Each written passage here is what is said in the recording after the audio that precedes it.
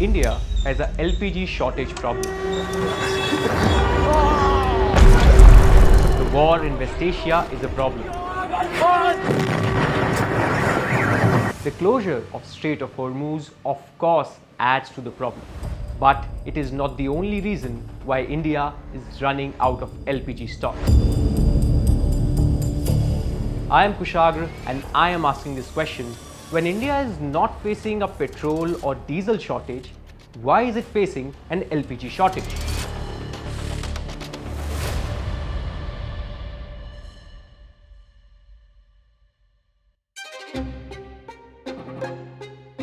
Let's start from the basics.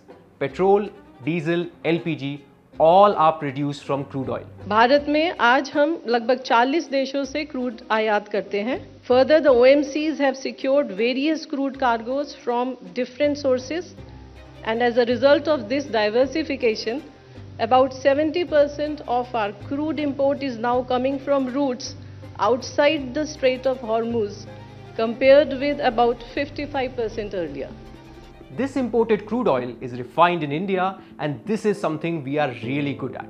We have the world's largest refinery, owned by Reliance, in Jamnagar, Gujarat. India, using all its 23 refineries, processes close to 2 billion barrels per year. We even export this to other countries. On top of that, we have strategic reserves like caverns where we store crude oil. These reserves can last up to 74 days. That's why we are not seeing a shortage at petrol pumps. However, the case of LPG is different. Even though we have excess crude oil, we cannot refine that into LPG directly. We are only able to produce 40% of our LPG requirements, and we'll come back to the crucial question of why a little later. देखिए, आज जो situation हम देख रहे हैं वो हमने recent past में कभी नहीं देखी है. सो स्ट्रेट ऑफ हॉर्मूज बंद होने से उसका इम्पैक्ट हमारे डोमेस्टिक सप्लाईज पर है. As on today, we import about 60% of our requirement of LPG, and 90% of this is through Strait of Hormuz. We import LPG in its final form to be used by the consumers. Most of the LPG that we get is from Qatar, around 1/3 of the imports. Then it is UAE, which accounts for around 1/4. So basically, Qatar and UAE together account for around 60% of the imports that we do in the country. Then there is Kuwait and Saudi Arabia, which account for around 10% each. Like these 4-5 countries actually, account for approximately 90% of the LPG imports that India do. And around like 90% of India's LPG import passes through the Strait of Hormuz, which is one of the world's most critical energy shipping routes, connecting the Persian Gulf to global markets. And any geopolitical tension in that region immediately threatens India's kitchen fuel supply. The moment ships stop moving freely through the strait, our supplies stopped. The biggest difference between petrol, diesel, and LPG is that we produce enough petrol to have a surplus, but we barely produce LPG. Only 40% of our requirement is processed domestically. To deal with the crisis, the Union government recently asked refineries to prioritize LPG and increase the output. So, can we not just ramp up our production to solve the shortage? Well, here's the uncomfortable truth. LPG is not a product we choose to make. Instead, it is a byproduct. When crude oil is refined, it is heated and separated into different fuels. LPG just bubbles off naturally during that process. For every 100 barrels of crude processed, only 1 to 4 barrels becomes LPG. We can't increase our production without crashing the oil market. So now you know why we produce only 40% of our LPG, even though we have more than enough crude oil reserves. The second problem is storage. LPG is a gas that must be kept under high pressure. Also, the temperature that you need is somewhere around -40 to -50 degrees Celsius. That's the temperature that you usually need to store LPG, which requires a lot of complex engineering, which makes storage infrastructure for LPG at least 3 to 5 times more expensive compared to what we would need for petrol and diesel.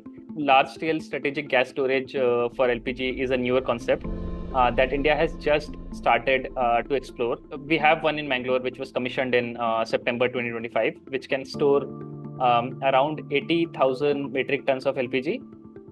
But unfortunately, this capacity is very small because this is only equivalent to India's LPG consumption for one day. So certainly we need more storage capacity for LPG in the country, and this crisis is giving us those lessons.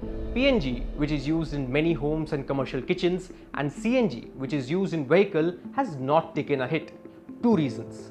First, India produces almost half of the natural gas domestically. Second, natural gas does not need to be stored. It lives in the pipeline. India's dependence on LPG increased drastically in the past years with the Pradhan Mantri Ujjwala Yojana. In fact, the LPG users have doubled in 9 years since the scheme started in 2016. But the recent crisis, thousands of kilometers away, has exposed the fault lines in our system. Researchers had actually flagged this before the crisis hit. A report published by the International Institute of Sustainable Development in February 2026, just 1 month before things unraveled, warned that India needs to diversify its clean cooking fuel mix. For instance, we can start exploring fuels like electric cooking. It is significantly cheaper. At the earlier prices, it was around 15% cheaper compared to LPG or PNG.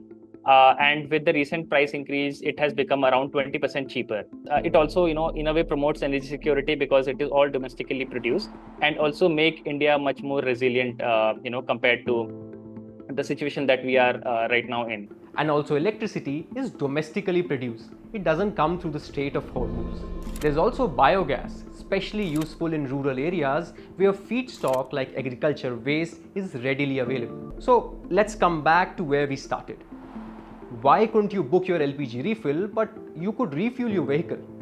Because crude oil imports were quietly diversified away from the Strait of Hormuz, LPG imports were not. 90% still go through the strait, which remains almost blocked. Because strategic petroleum reserves for crude exist. For LPG, we have one facility that holds just a day's supply. It's great that we shifted a big part of our population to clean cooking fuel, but clearly we didn't plan for a crisis. And before the next crisis hits, it might just be a good idea to diversify. So we have alternatives. Let us know what you think and share and like this video for better reach. Thanks for watching.